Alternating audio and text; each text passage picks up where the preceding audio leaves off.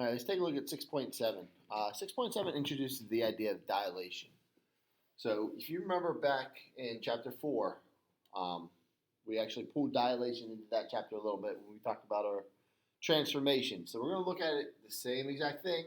You'll see some of the same terminology, but the idea of that dilation creates what we call a similar figure. So when they want to know if these two quadrilaterals are similar, we have to look at the ratios of their sides and their angles and see what's there. So on the next slide, you'll see I've plotted all these points, and there are two rectangles. Right? In order for this to be similar, the corresponding angles have to be congruent, and the sides have to be proportional. Well, since they're all both rectangles, the corresponding angles, they're all 90 degrees. So the first part works. As for the second part, we need our lengths. So here we have 3, 4, 3, and 4. Looking at my other lengths, we have 6, 8, 6, and 8. So when I look at those sides being proportional, looking at those ratios, we have 3 over 6, 4 over 8, 3 over 6, and 4 over 8. All of those ratios all reduce to 1/2. Right, so are the sides proportional? Yes, they are. So are these two figures similar? Yes, they are. Right, so taking a look then at 6.7. 6.7, as we said, talks about our dilations. A dilation is a transformation that will stretch or shrink a figure to create some new similar figure to it. To be similar, those angles must be congruent, and those sides have to be what we call proportional.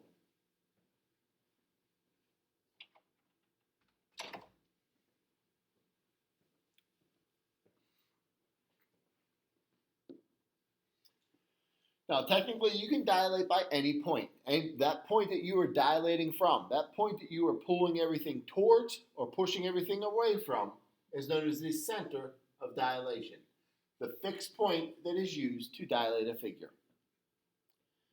Now, for our sake and for our argument, we are going to use the origin as our center of dilation, just like we did in chapter 4. Even though technically you can do any point. Right?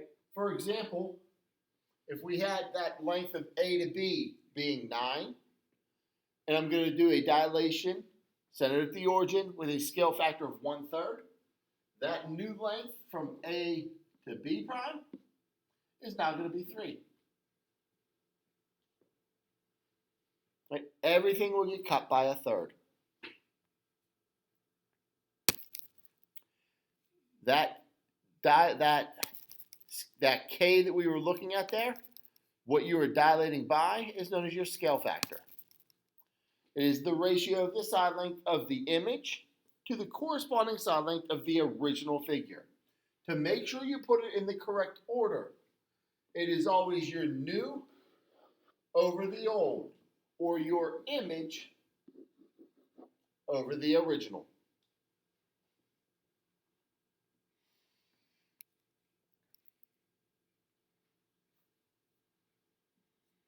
Now, when you perform that dilation, the other way you can tell is sometimes you'll have what they call a reduction, or sometimes you'll have what they call an enlargement. A reduction is a dilation that shrinks your original figure. So you're going to have a scale factor that is less than 1, making everything smaller.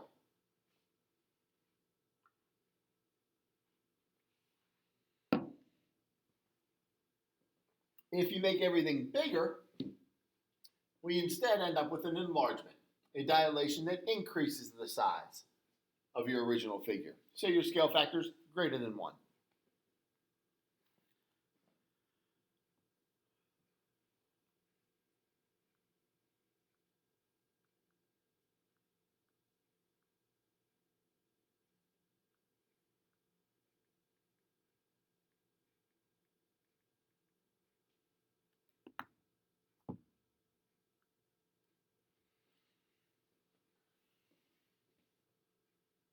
Now, when we talk about that coordinate notation, to do a dilation centered at the origin,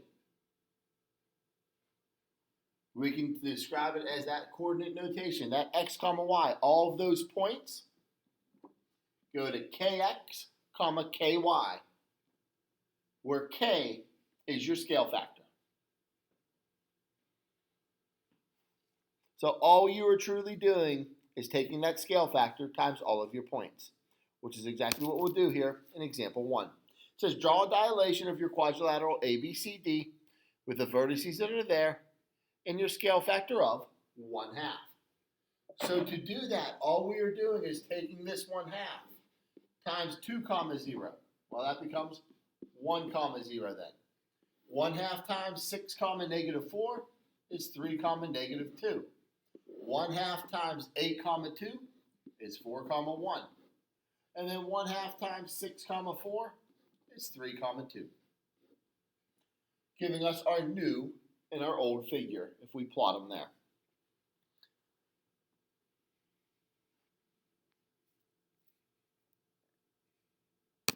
Taking a look at B then, same idea.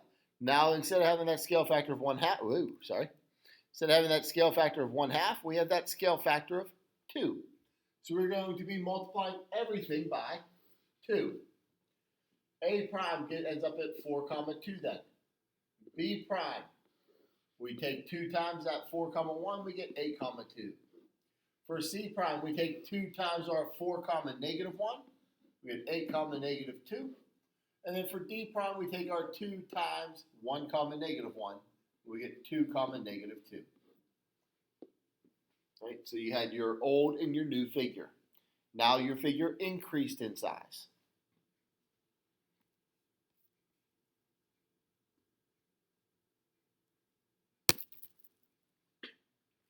Right, so for example 2, it says your triangle has your vertices A, B, and C that are given there. It says the image of triangle ABC after a dilation with a scale factor of 2 is triangle DEF. It says sketch triangle ABC and triangle DEF. So the first thing I need to do is find my new points for D. I have a scale factor of 2. So D would end up at 4 comma negative 2. E will end up at 8 comma negative 2. And F would end up, I take my 2 times point C, and we get 8 comma 4. So sketch your 2 triangles. And there are my 2 triangles. And it says verify that they are similar. So looking at our ways to tell if they're similar, we could have angle, angle. The only way that I know about any angles here is I do know that angle B is congruent to angle E because both are right angles. They are created by a vertical and a horizontal line. So I do have angle B with angle E. I don't know the measurement of any of my other angles though. So that brings up the other 2 possibilities. One being side, side, side, which means I need all 3 sets of sides. And one being side, angle, side, which means I need 2 sets of sides and 1 angle. Well, since I already have 1 angle, all I need to do is find the 2 sets of sides that make that angle. So that would be side AB, which is 2, and side CB, which is 3. For triangle ABC. That would be side DE, which is 4. And side EF, which I plotted F incorrectly.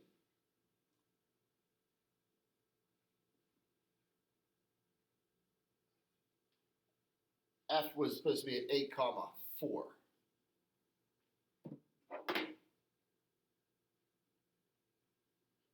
Which would have been here.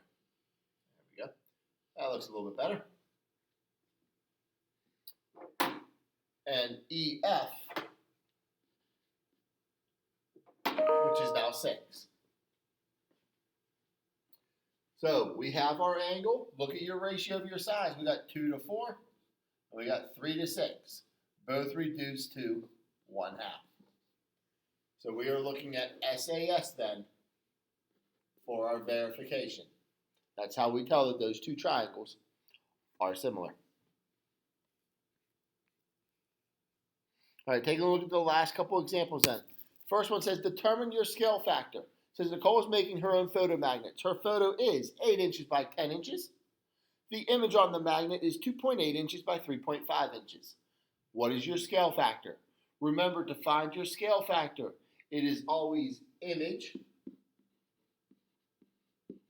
over original, otherwise known as new over old. So we are looking at either 2.8 over 8, both were in inches, or 3.5 over 10. Either one would be perfectly fine. Right? When we reduce here,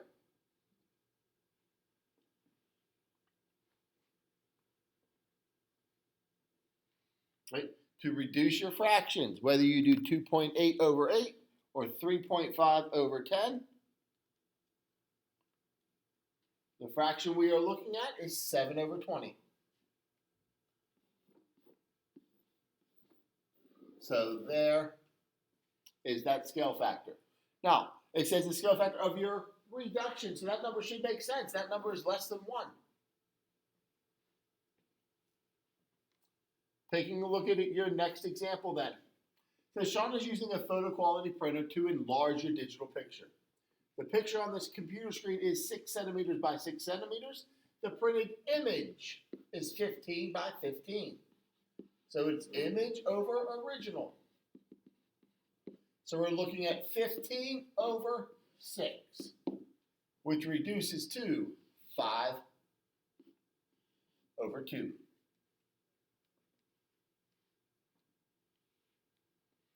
Right? Once again, this is a number that is bigger than 1. So that should make sense because it is an enlargement. All right, taking a look at the last one then. The last one that says you want to draw the quadrilateral JKLM that is similar to quadrilateral PQRS. It says, what are the coordinates of point M? So point M is going to match up with point S. There we go. Move that back in there. Point M comes last in my congruent or my similarity in my statement, so it's going to match with point S. Point S is at 5, 5. So to figure out point M, I need to figure out my scale factor. To find your scale factor, you need 2 corresponding pieces.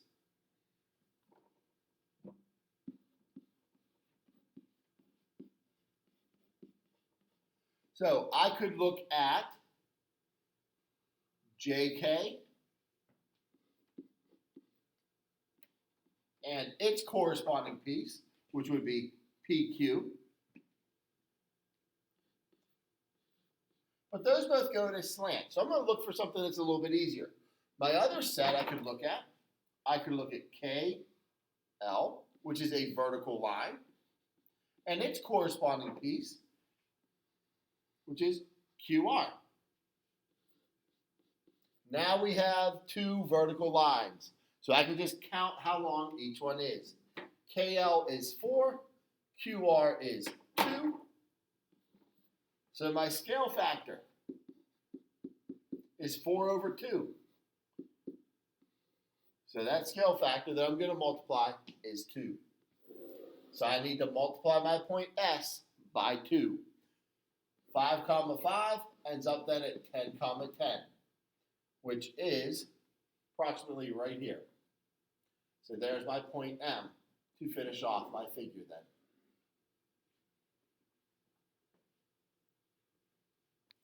All right, we'll talk about your chapter test in class, and there's your homework here.